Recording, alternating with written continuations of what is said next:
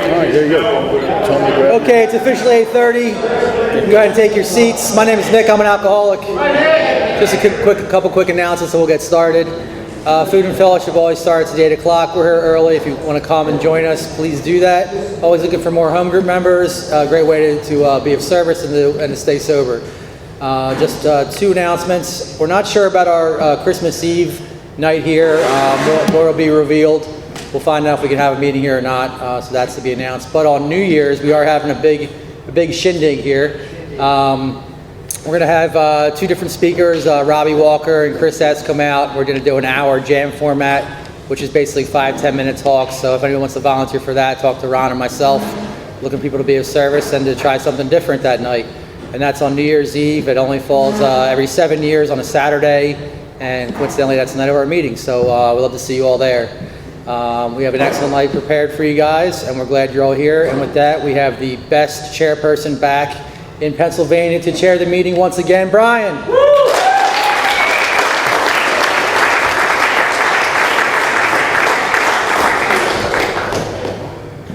Okay, good evening everybody. My name is Brian and I am an alcoholic. Welcome to the Conscious Contact Speaker Group of Alcoholics Anonymous. This is a 1-hour speaker meeting that meets every Saturday evening at St. Paul's Lutheran Church, 301 North Main Street in Doylestown, PA.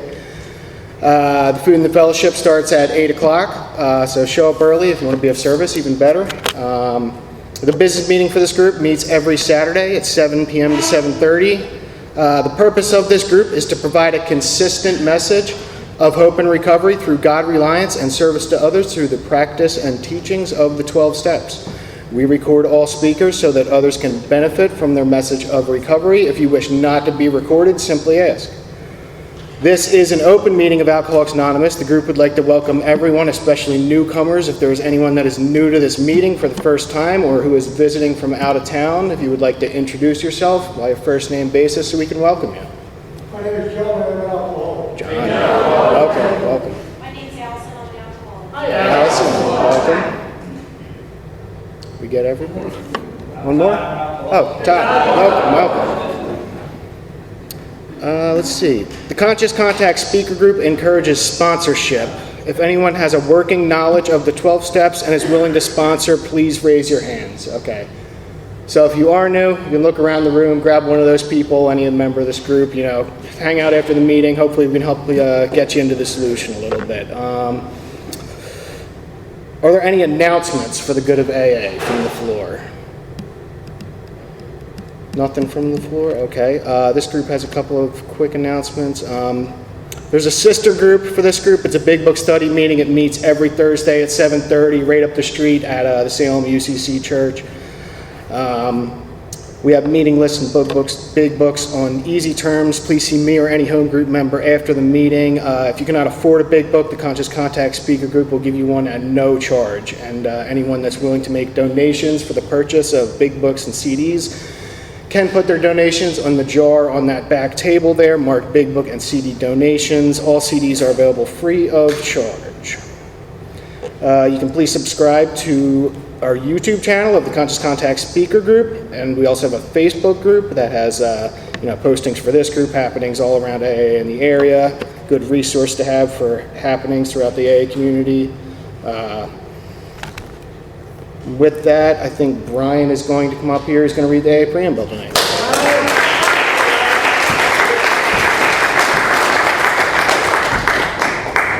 My name is Brian and I'm an alcoholic. This is the AA preamble. Alcoholics Anonymous is a fellowship of men and women who share their experience, strength, and hope with each other that they may solve their common problem and help others to recover from alcoholism. The only requirement for membership is a desire to stop drinking. There are no dues or fees for AA membership. We are self-supporting through our own contributions. AA is not allied with any sect, denomination, politics, organization, or institution. Does not wish to engage in any controversy, neither endorses nor opposes any causes. Our primary purpose is to stay sober and help other alcoholics to achieve sobriety. And I'd like to invite Dave to read the 12 steps.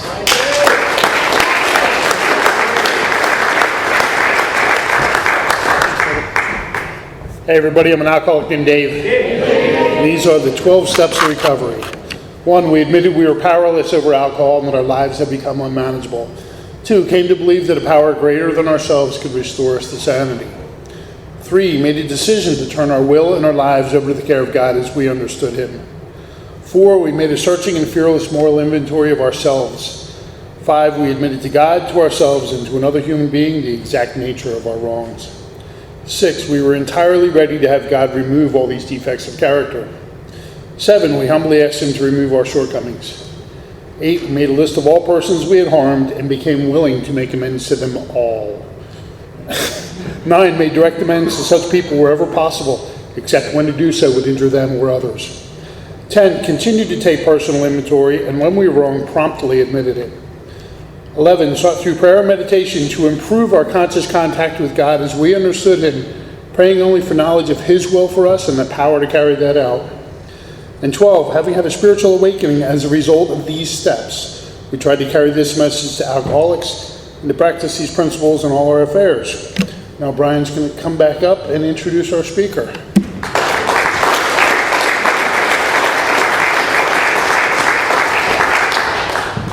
Thank you very much, Brian and Dave. Seventh tradition, every AA group ought to be fully self-supporting. We'll make sure the basket gets passed around. There are no dues or fees for AA membership, but we do have expenses and AA contributions you can provide, help to cover the cost of rent, big books, workshops, that's things of that nature. There's absolutely no smoking on the church property, so please keep that in mind as you're coming and going from the meeting. Just wait until you leave the premise, be considerate of that. Please take a moment to silence all cell phones and limit movement during the meeting to avoid distractions. And now to introduce our speaker tonight, a good friend of the Conscious Contact Speaker Group. Please help me welcome Mike M. from New Jersey.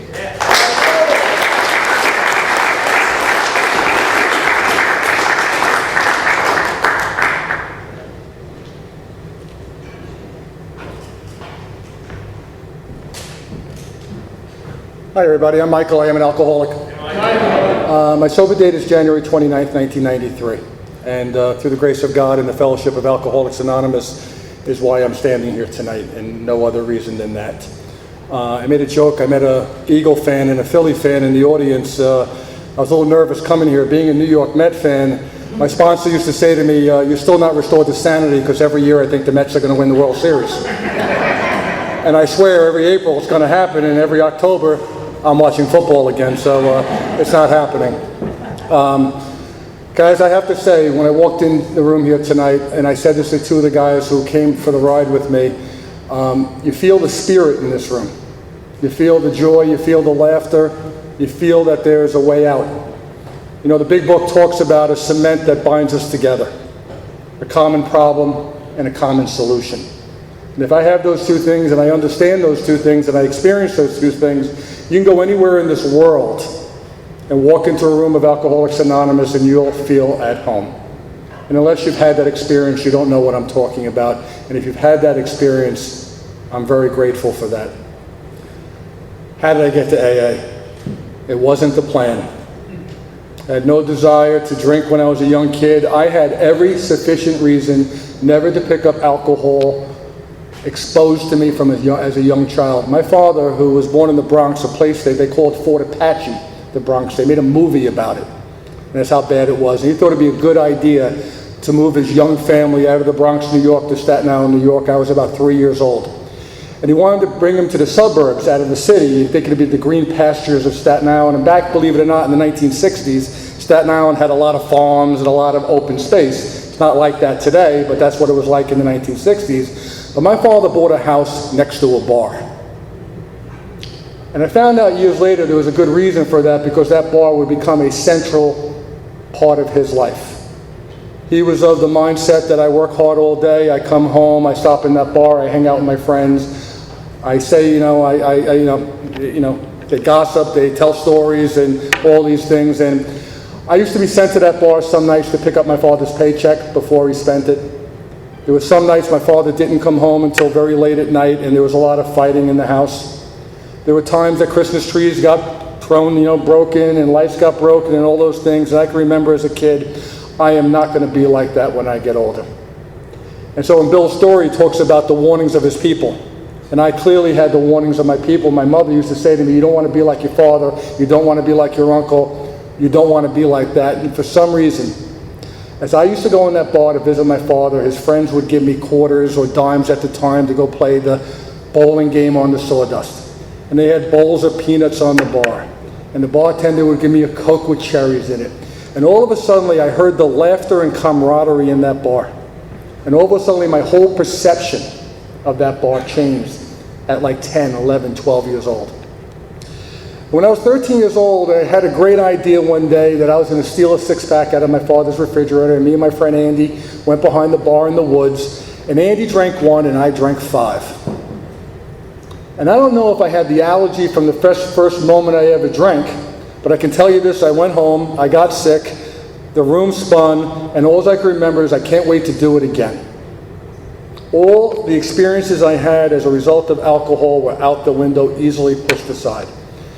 And my parents tried their best with me, sent me to Catholic school, put me in football, put me in Cub Scouts, put me in Boy Scouts, tried to keep me active, but I was one of those kids that never had enough of anything. I was the kid that went to the mall and shoplifted.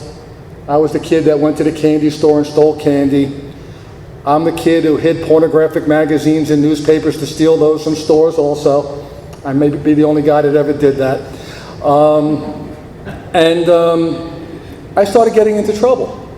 And again, my parents thought it'd be a good idea to continue my Catholic high school education.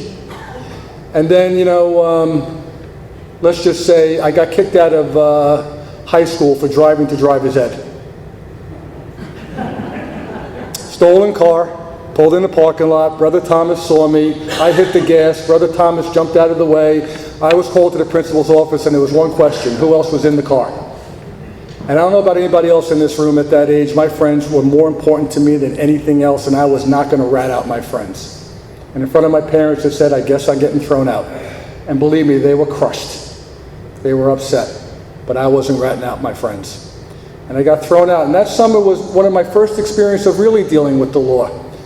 I don't think any parent ever likes to have a front page article of the Staten Island Advance that says their son's name arrested for burglarizing a federal armory at 321 Manor Road, and my home address was 320 Manor Road. So if you're going to burglarize something, don't burglarize something across the street from your own house. And I decided to go into that armory that night because someone had mentioned there was tools back there that someone wanted to buy, and because I wanted material things, I thought it'd be a good idea to do it, and I got arrested for robbing a federal armory.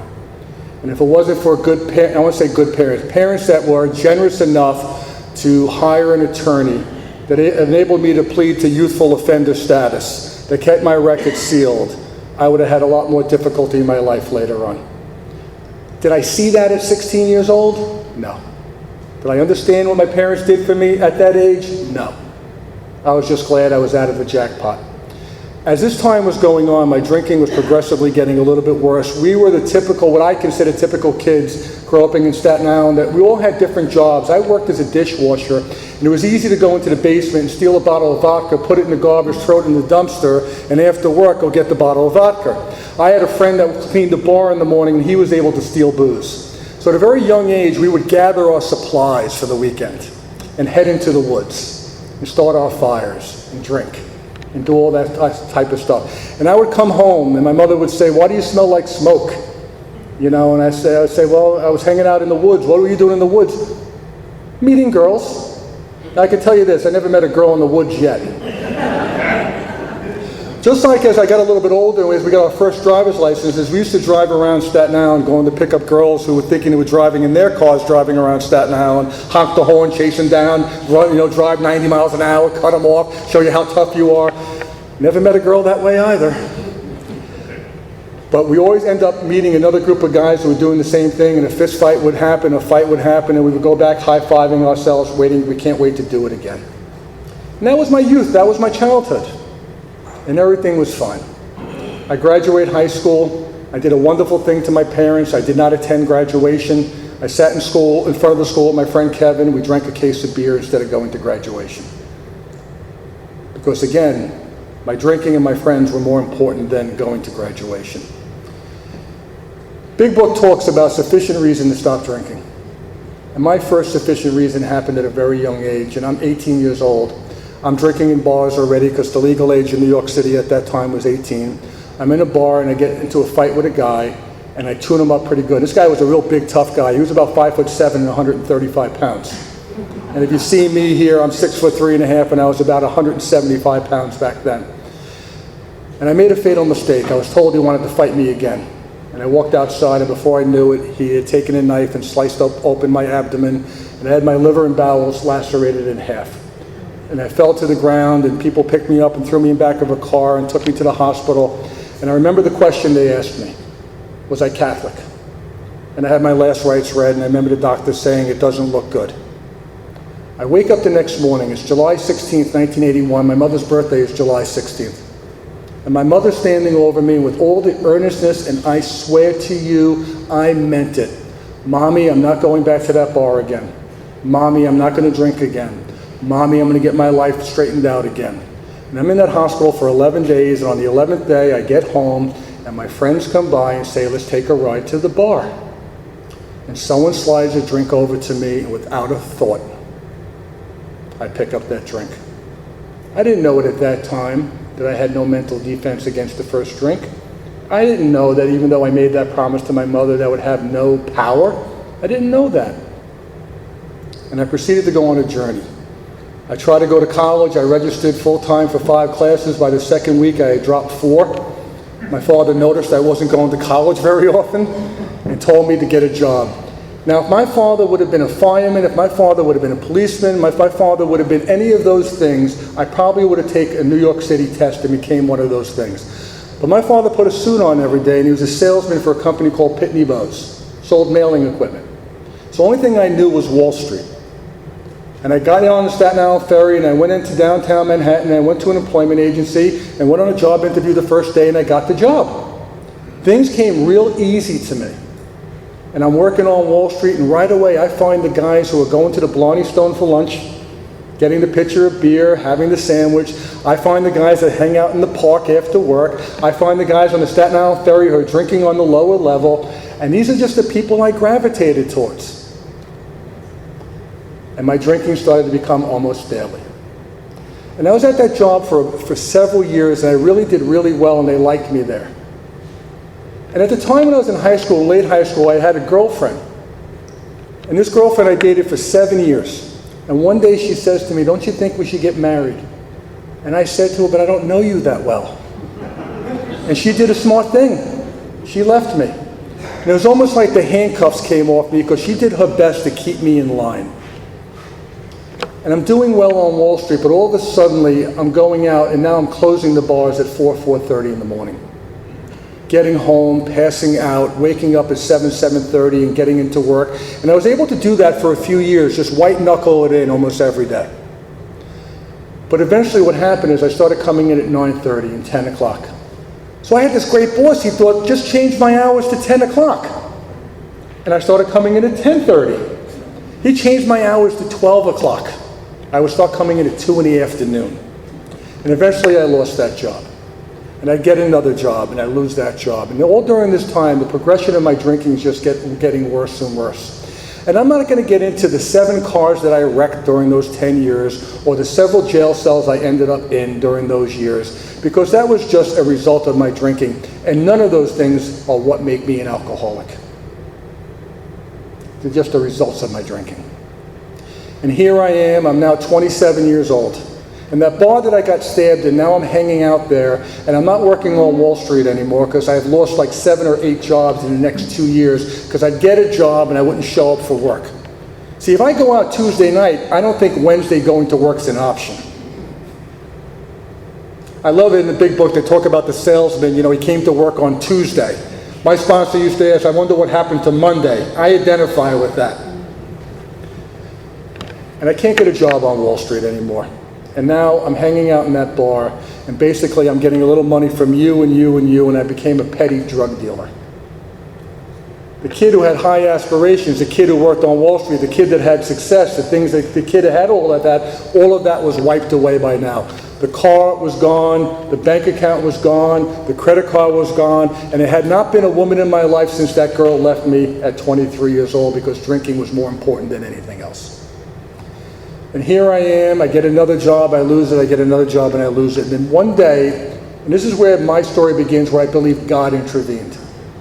And I'm not saying anything political about the New York Times, but I never bought a New York Times in my life. Not my cup of tea. But on this particular Sunday in 1991, I bought a New York Times, and there was an ad in the back of the employment section for a job. And it had a 718 area code, and 718 at the time was Staten Island only. I said, ooh, job on Wall Street in Staten Island, how does that work? So I went on the interview, and it was in the basement of a house. It's almost like walking into like a movie like Boiler Room, if you ever saw it, or, you know, it was like pretty sketchy. But I walked into the basement, and I went on the interview, and they hired me. They hired me for a whole $10 an hour. And I made a lot more money on Wall Street, guys, than $10 an hour, which equates to about $20,000 a year back in 1991. But I had no choice, and I took the job. And the guy who owned the company came up the steps, and he said, I want to tell you what our sick day policy is. I go, oh, this is great. I find out how many vacation days I get, how many sick days I get. He goes, you're allowed one day off for your own funeral, and that's it. I go, man, I'm screwed. How am I going to handle this job? And guess what? I white-knuckled it for several months. But I went out to watch Monday Night Football in November of 1992, and I came to work on Thursday. And I swore he was going to fire me as soon as I walked into work that day, but he tortured me. He did not come talk to me until 5 o'clock at night. Anybody ever have one of those days where the clock is not moving? Because you know impending doom is coming? And I knew I'm getting canned. And this guy sits across from me. His name is Shelley. Not an alcoholic. But he had experienced a coworker of his, a guy who worked with him on Wall Street, who he took to rehab 3 years earlier. And that he went to open meetings with his friend. He went to his anniversaries. He knew something about Alcoholics Anonymous. He said, Mike, we can all see what's going on here. You're not fooling anybody. You have more talent than anybody ever in your position I've ever had, but I can replace you with an ad in the paper. You need to do something about your drinking. He described Alcoholics Anonymous as a place of people that were just like me. That scared me, because I wasn't mentally all right. He said, Mike, you can go to these meetings, and one moment you'll be laughing, the next moment you'll be crying, and you'll meet people, and there'll be a camaraderie there. And I said, wow, that sounds great. And he left my office. You know what my thought was? I didn't get fired. But ironically, 3 months later, after a very bad weekend, I'm sitting in that same office where we had that talk, and Alcoholics Anonymous came into my mind. And back in January of 1993, I couldn't go on the internet and Google AA. I had to call 411. I asked for the phone number of Alcoholics Anonymous. They gave me the number of New York Intergroup. I'm thankful for the person who was on the other end of that phone that day, doing service. They asked me my zip code, and I went to my first meeting. And here's where, again, God intervened. I walk into my first meeting, and standing at the door is a prominent Staten Island football coach that I knew because I played football when I was younger. I said, Coach Dennis, what are you doing here? He goes, probably the same reason you're here. And for some reason, it made me feel comfortable. Because this guy was an icon of Staten Island football. I'm like, he's in AA? So I go into the basement, and I don't know any better. And I'm looking down at some rows now, and I sat in the first row. And it was a 12 and 12 meeting where they read out of the book. And someone hands me a book. And I had to read a paragraph. And man, if you want to talk about terror inside, you know that feeling of terror? And I read, and then I raised I asked if anybody was new, like you guys do here. And I raised my hand, and I said, my name is Mike, I'm an alcoholic. And I shared this with two guys who took the ride with me tonight. I had no idea what an alcoholic was. I just mimicked what I heard everybody else saying. There's this guy, Joe Hawk, that sponsored my sponsor. And he would say, we can all come into AA and sound great. We all can get the cliches and the slogans down pat. We can all talk the talk. So I just parroted what I heard someone else say, and I didn't even know what an alcoholic was. I thought an alcoholic was just a person that drank too much. And believe me, I drank too much. And I wiped my entire life away. Everything was broken. And by the way, that house I moved into with my parents when I was 3, I'm 29 years old. I'm still living in that same bedroom. I had never moved out. Successful, big shot Wall Street guy that I thought I was. I go to that meeting. Wonderful people walked up to me, gave me a meeting list, told me where there was a meeting the next night. I went to a meeting the next night. 2 days later, I had the genius idea that I'm going to go hang out in the bar and drink club soda. Anybody want to know how long that lasted?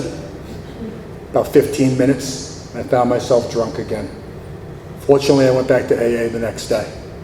I proceeded to go to AA and some more meetings, and one night I was in my house, and the mental obsession was so powerful that it took me out of my house, and I was going to go out for 2 drinks, and I grabbed $200. And I got drunk again. Went back to meetings again. Third time, I have no recollection how I got drunk. That's how God worked in my life. See, I found out very quickly from me that the fellowship by itself was not going to be sufficient for this alcoholic to stay sober. I didn't know that at the time. And so that guy I mentioned, Shelley, who took his friend Larry to rehab, I met in Staten Island AA. And on that last drunk, I'm home, I miss work again. Phone rings about 10 o'clock, still living with mommy. And my mom says, there's someone on the phone with you. And it was this guy, Larry, from AA. And I've already started going to AA for about 3 weeks, and I've relapsed 3 times. And he asked me a couple questions that day. First, he asked me if I was done yet. Then he asked me if I was willing to go to any length. I said, Larry, I'll do whatever you tell me to do. I just want the pain to stop. He says, good, pick me up tomorrow morning at 9 o'clock. I said, Larry, it's Saturday. I don't get up at 9 o'clock on Saturdays. He goes, you just said you were willing to go to any length. He goes, you'll be at my house tomorrow morning at 9 o'clock. And I went to Larry's house at 9 o'clock. And this is where the wonderful thing of the fellowship, I was talking before the meeting about, you guys serve food at this meeting. And he told me to pick up at 9 o'clock. And I found out on the ride there that the meeting started at 11. It was like 10 minutes away from his house. Why are we leaving at 9 o'clock? And I got to that meeting, and he did something from the very get-go with me. I got to that meeting, there's some other guys there, and he said, Mike, we have to set up some tables. Why don't you put some tables up? And then the chairs go around the tables. And the other guys were in the kitchen making breakfast sandwiches. It was called the breakfast meeting. And people would come to the meeting at 9:15, 9:30, 9:45, 10 o'clock, and there would be 10, 15, 20 people there before the meeting cracking the worst jokes you ever heard. Telling stories, insanity, and all those things is what we sometimes do, and my wife often says, she goes, you guys find the most insane things funny. They're not funny. I go, to us they are. And that started me in something that I consider very important. See, you can sit in a chair in Alcoholics Anonymous, does not make you part of Alcoholics Anonymous. And what my sponsor did that day was he got me involved in Alcoholics Anonymous. He got me coming to that meeting to set up the meeting early in the morning. And afterwards, after the meeting, on the way to his house, he got me a big book. We went to his house, and he opened up that book. And back before they changed it, there was a circle and a triangle in it. And he told me about the fellowship as being the unity, and the recovery being the 12 steps, the program, and the service about carrying the message to other alcoholics. He also talked to me about that line that's above it, the story of thousands of men and women who have recovered. And he made me underline that word, recovered. I didn't know why at the time, but he had me underline it. And then he had me read the foreword to the first edition, which I love. The story of thousands of men and women who have recovered from a seemingly hopeless state of mind and body. To show other alcoholics precisely how we have recovered is the main purpose of this book. And he said, Mike, this book is not fiction. This book is not a novel. It's a textbook whose purpose is to transmit information to you so you can have an experience. Again, I had no idea what this lunatic was talking about. I remember that day when we pulled near his house, and there was a parking space near his house, and he thanked God for the parking space. I go, what is your God, a valet? He goes, Mike, my God is everything. And I had no idea what the man meant. He was just walking in different footing. I wasn't there. And he gave me an assignment, sent me home, he had me go read the doctor's opinion. And that explained to me a lot. He also told me that any place where it said psychic change, I should write spiritual awakening. He talked to me about being restless, irritable, and discontent. One of the wonderful things that AA gave me was a vocabulary to explain what has been going on in me as long as I can remember. I've been restless, irritable, and discontent long before I ever ingested alcohol in my life. Someone someday will explain to me why in the second grade I thought it was funny to put my finger through my zipper at Sister Benigna. What did alcohol have to do with that? Throwing textbooks out the window to hit cars going down the street. Sneaking back into the classroom to steal money from the UNICEF can so I could buy candy and soda for my friends so I could be a big shot. See, there was stuff going inside of me back then that I did not have a vocabulary for. They started giving me words like I'm restless, irritable, and discontent. They started giving me words like selfishness and self-centeredness. And they started talking to me about this physical craving for alcohol. That once I ingest alcohol into my system, something happens where it's virtually impossible for me to stop. And anybody who's had the experience knows exactly what I'm talking about. Because I went out many days saying I was going to go home by 9 o'clock. Or I'm only going to spend half my paycheck tonight.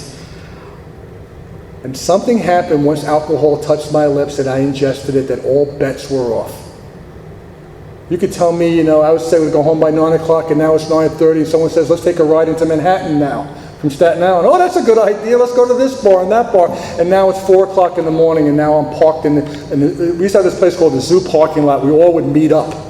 It's like there's all these different people with problems would all meet up in this parking lot. And about 5 a.m., the animals would start getting up. And that was almost like my signal. I need to go home and try to get a couple hours sleep so I can make it to work.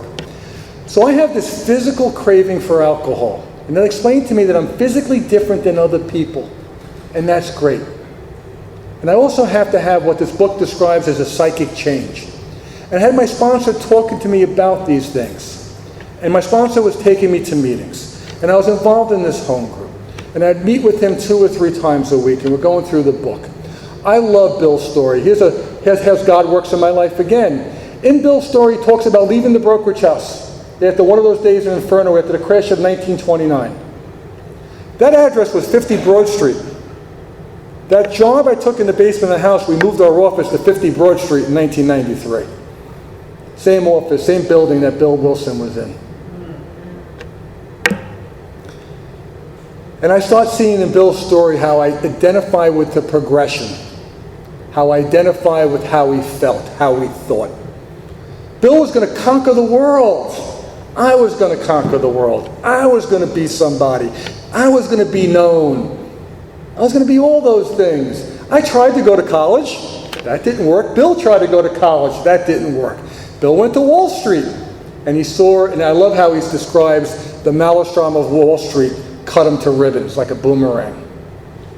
I had that experience.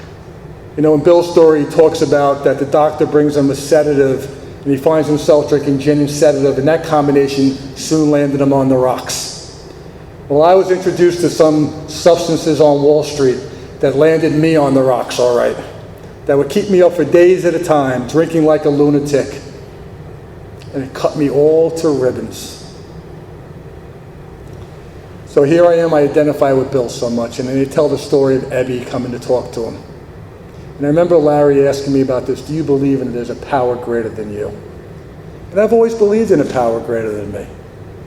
I had no problem with that. And in Bill's story, in the second half, Bill describes what he went through as he went through his program of recovery. And I love on page 13, there's 3 different areas on that page where he has different experiences with the God of his understanding as he goes through his journey. So I identify with Bill, and my sponsor asked me a very important question. I was done reading Bill's story. Is anything that I'm not willing to do that Bill did? And I'm telling you, I was in so much pain, I just wanted the noise in my head to stop. I was willing to do anything. And we proceeded to read, there is a solution. And here's where it separated me from the body to the mind. See, in the bottom of page 23, it talks to me, that the main problem of the alcoholic centers in his mind, not his body. That given sufficient reason to stop drinking, there is no sufficient reason. The love of my mother, the love of my father, the love of friends, judges, police, the neighborhood, bosses, all those things never deterred me from drinking. It also talks earlier in the book that I'm placed beyond human aid. And I saw that. I love all the people I meet in Alcoholics Anonymous, but you by yourself are not going to keep me sober. I have to find something greater than me. See, I saw that I have a strange, peculiar mind, that no matter what, I drink. And I learned a new concept called power, control, and choice. And if I lose any one of them, don't I really lose all three? I used to go to meetings, I used to hear people, today I choose not to drink. If I could pull that off, I would do it. I just can't pull that off. Do I have any control once I take it in my body? Do I have any power to stay away from it? I have no power or control over the choice over alcohol. And I saw the truth, and there's a solution. I saw the truth and more about alcoholism. And I love the stories. My favorite story, I have a lot of favorite stories, but that story with Carl Jung is the best. This lunatic was willing to go to any length. He got on an ocean liner, and he goes to Europe. He seeks out the greatest doctor in the world, Carl Jung. Carl Jung tries to work with him. This guy leaves Europe. He's in high hopes. He comes all the way back to America, and in a few months he's drunk again. So what does this lunatic do? Gets back on an ocean liner. Goes back to Europe to see this guy, and the doctor tells him honestly, people like you are hopeless. And unless you have a vital spiritual experience, you're going to have to get locked up, and we're going to have to throw away the key. And my sponsor said to me, do you identify with that guy, Mike? And I did. And I saw that I needed something called a vital spiritual experience. So here I am, I'm going through the book. Here I am,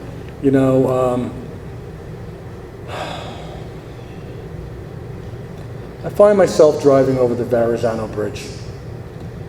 Not a cloud in the horizon. Windows are closed. I'm listening to an AA tape. At the end of the AA tape, I recite the Our Father, because that's what they were doing on the tape. And all of a sudden, there's a whoosh of wind through my body. And there's a hand on my shoulder. And an overwhelming presence in the car with me.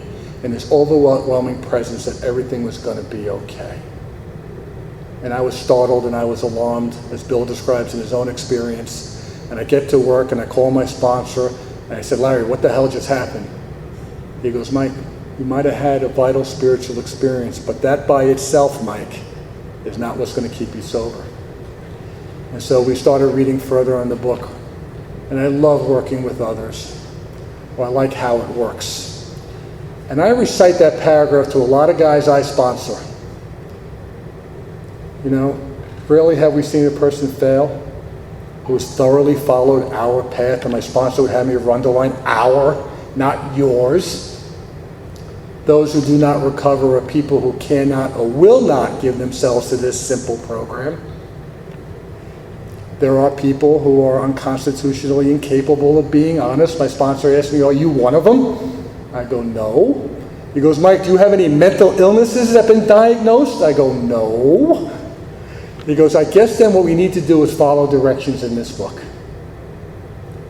And one of the things at the bottom of page 62 is a paragraph that my sponsor had me turn into a prayer. It said, hereafter in the drama of life, God is my director. He is the principal, I am the agent. He is the father, I am his child. And he had me add, may I do his will always. Still say that prayer to today. It's one of my favorite prayers, because who's in charge? It ain't me. And we go on to the third step, and I was talking to the guys as we were driving here, and I love at the end of that third step as we say that prayer, there's no amen at the end of that prayer. It does say in the bottom, first of all, it asks us a question, are you ready to utterly abandon yourself to him? It's a powerful question. Abandon? Look it up. Utterly? Look it up.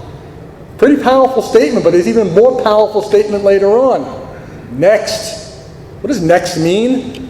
Launched. What does launch mean? Into a course of vigorous action. And my sponsor sat me down in his house. He gave me my first assignment of writing, told me to go home and write a list of everybody I've ever been pissed off at. Well, Larry, I wasn't really that mad at my mother. Mike, let's not complicate this. Just make a list of anybody you've ever been mad at. And I made that list. Principals, institutions. I didn't like the police. I didn't like the legal system. I didn't like the IRS much either. And I didn't like a lot of people I ever interacted in my life, and I made my list, and my sponsor then had me write the reasons why I was angry with these people. And then my sponsor had me look at those 7 areas of my life, and again, here's where vocabulary comes in. See, I didn't know I had an issue with pride. I didn't know I had an issue with self-esteem. I didn't know I had an issue with ambition and security and personal and sex relationships and money. And all of a sudden, I'm writing these things out, and there's a pattern occurring. I have most of all of these with every resentment I've ever had in my life.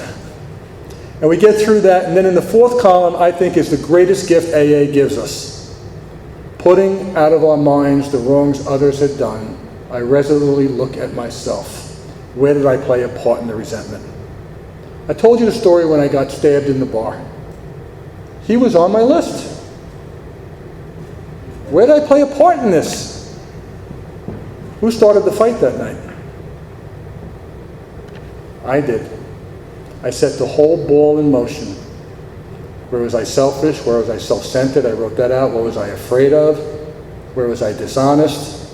And I wrote that all out. And I wrote out this 4th column, and I started seeing the truth. That I played a part in every single resentment I've ever had in my life. Powerful experience. Then my sponsor said, why don't you look at fears? I ain't afraid of nothing. You afraid of holding little babies? Yeah. Afraid of dying? Yeah. Afraid of intimacy? Yeah. Afraid of a lot of things I found out, and I saw a lot of those fears in that 4th column, but there were a lot of fears that were not related to resentments, like holding little babies, heights, intimacy, things of that nature. And I had to do a sex inventory. And you know, Don wanted me with a total of 4 girlfriends. Thank God he had me list prostitutes in one lump, or else I'd be still writing today. That's where my romance led me to. And I wrote that all out, and I saw what my ideal should be with somebody in life. The ironic thing is when I got sober, I'm sober about 3 months, and I meet a girl. And I want to ask her out, but I'm afraid to. And I go to Larry, I go to my sponsor, Larry, I met this girl, she's so nice, she's beautiful, best thing I've ever met, best thing I've ever seen. He goes, Mike, you got a question? I go, can I take her on a date? He goes, can you keep your sobriety as the most important thing in your life? I said, yeah. He goes, good, go on a date. I'm married to that woman for 25 years now. My sponsor didn't play God. He just asked me to call him after the date. Tell me what's going on. And that woman's my wife today, and we have 4 children. And I'll get to that at the end of this talk. Whew. It's been an interesting journey the last couple of years. And I go through the steps, and I go do a 5th step, and there were things, I don't know if anybody identifies, you're not going to share with the sponsor? Am I really going to share with the sponsor how a man lured me into his house and molested me as a 9-year-old? Am I really going to talk about how I used to wrestle with my special needs sister and I would grab her inappropriately? Am I really going to share this with my sponsor? And I shared everything with him. And I left his house. I swear I felt like I was walking on the clouds. Came to step 6 and 7 again. I learned a lot of truth about myself, my defects of character. I am a selfish, self-centered, egotistical, arrogant human being. It's all about me. I don't know if anybody identifies with any of those adjectives in this room. Full of fear, riddled with fear, full of resentment, and all of those things. And do I believe that God can take them away? And I did.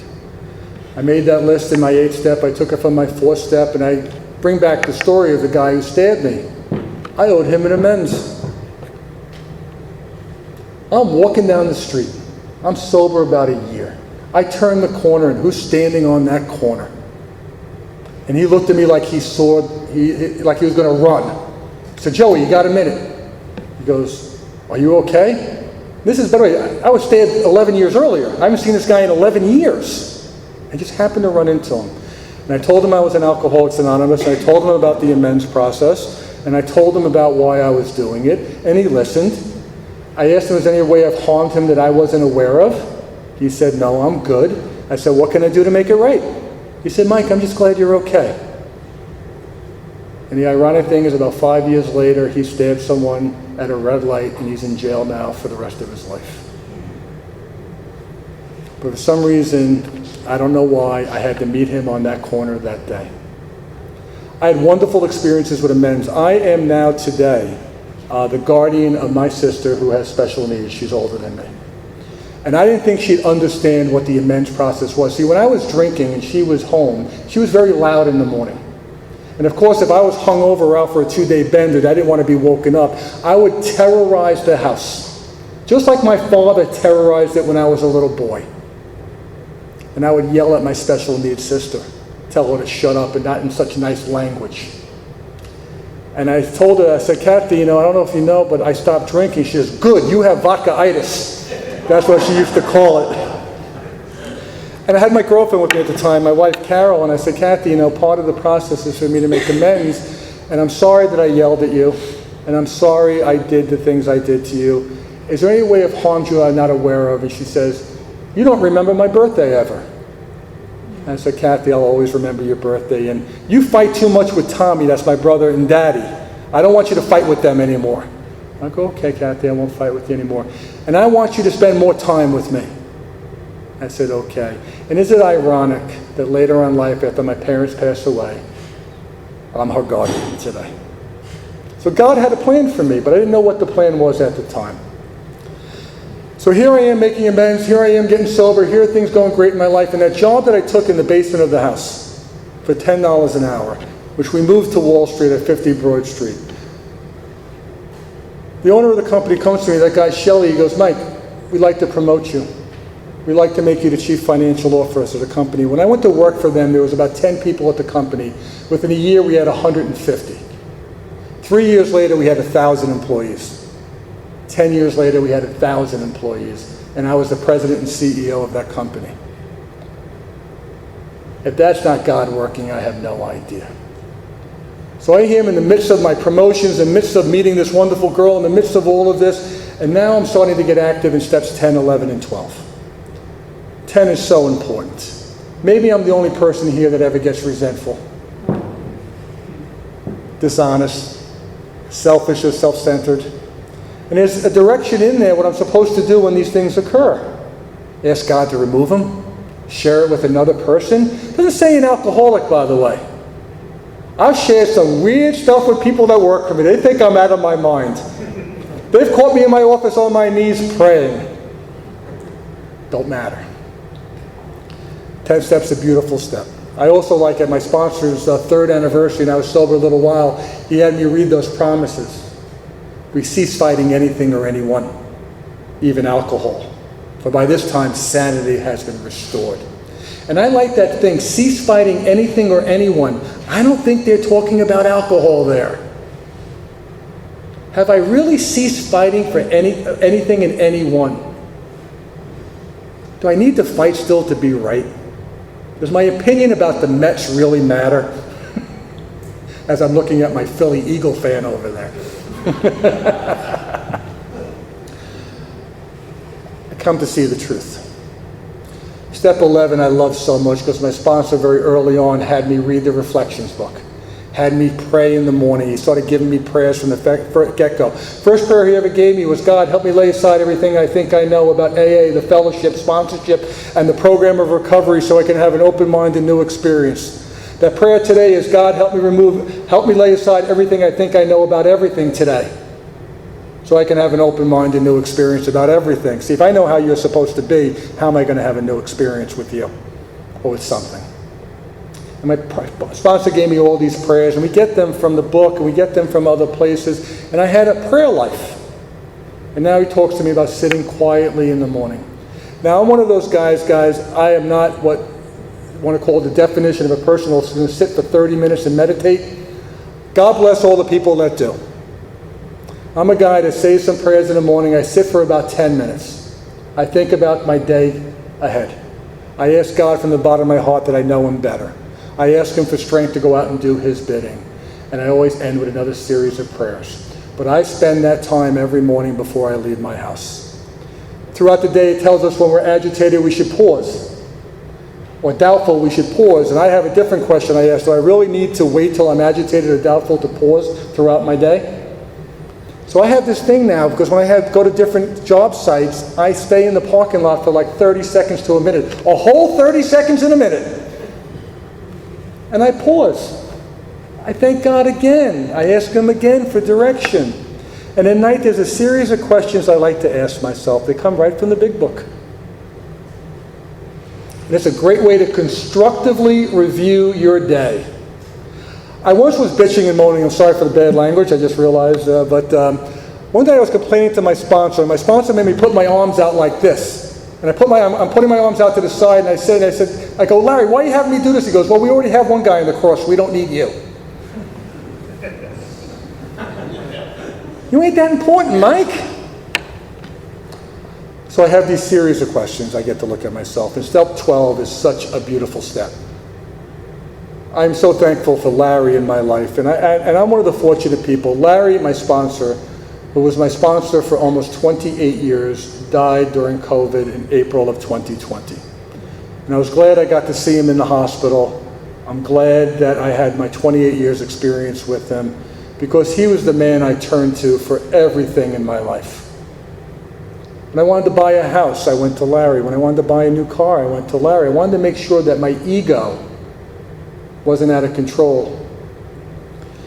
And I remember being sober for about a year when my first person walked up to me and said, Mike, I need your help. Will you sponsor me?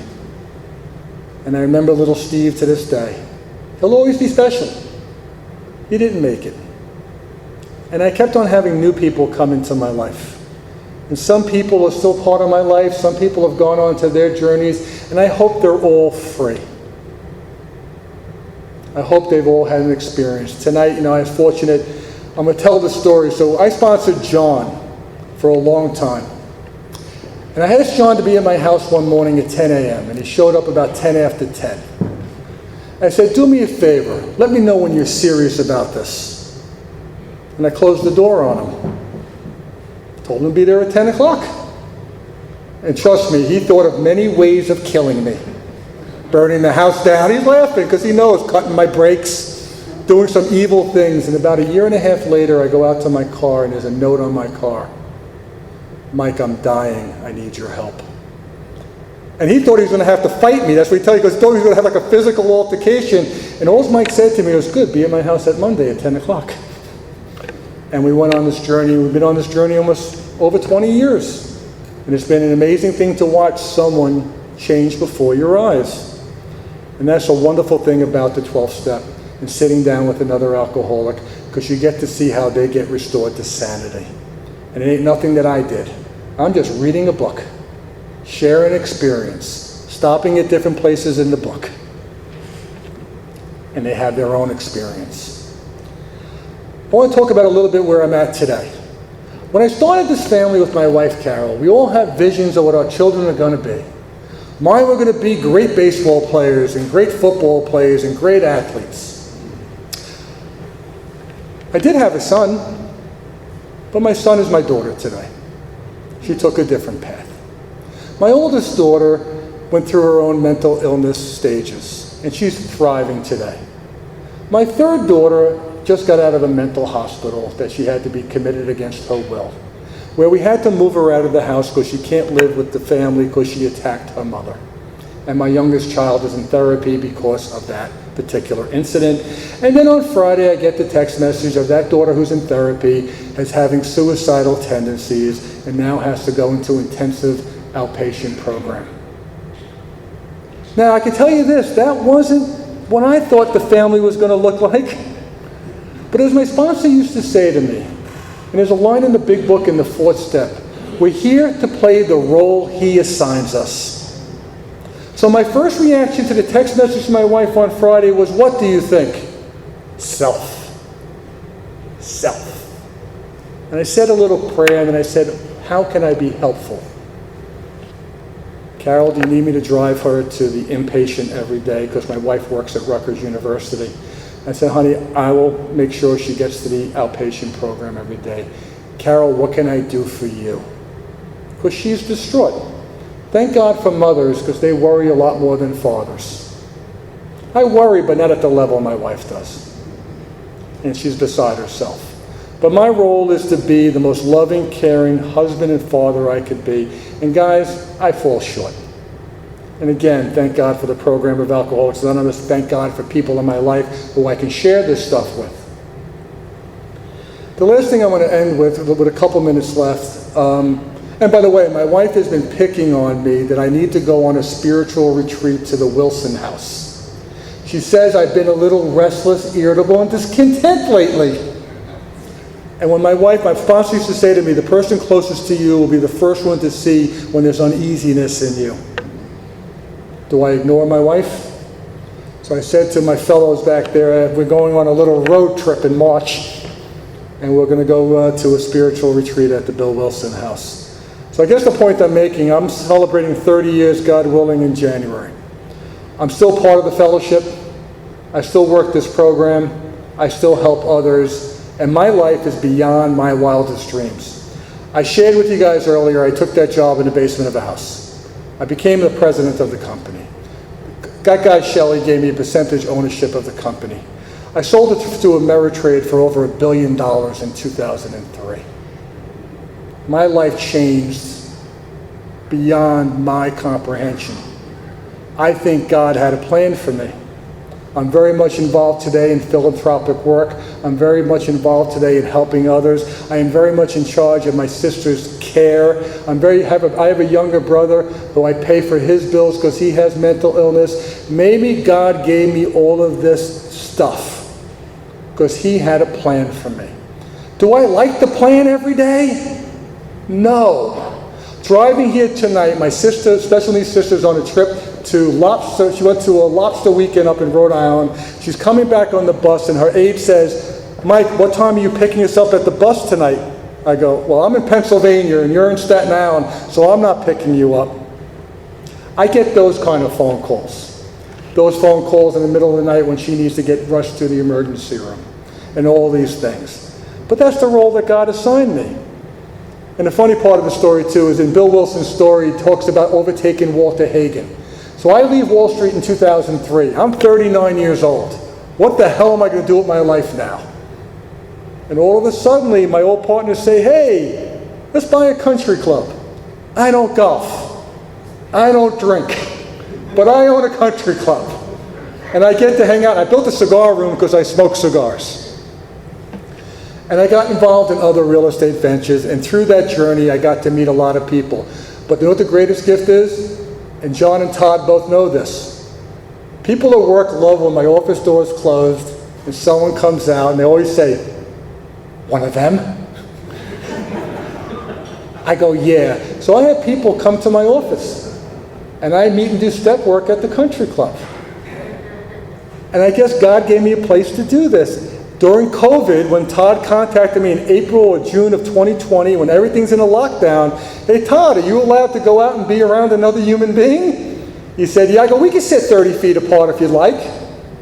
And he came to my office 2-3 days a week. And God sent me someone during COVID. Owning businesses is no fun during COVID. Owning restaurants is no fun during COVID. Owning a catering facility was no fun during COVID. God puts Todd in my life.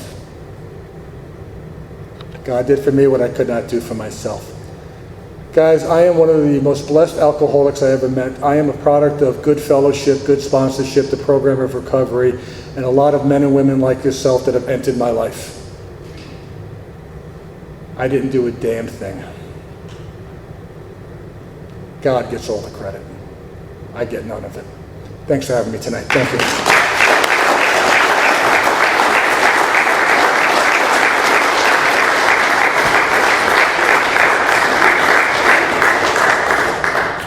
Let's have another round of applause for our speaker.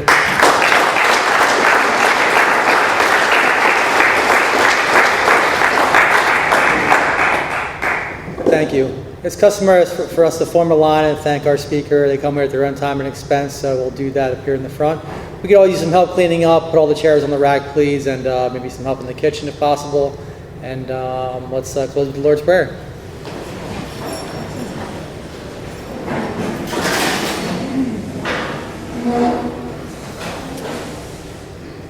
Our Father, who art in heaven, hallowed be thy name.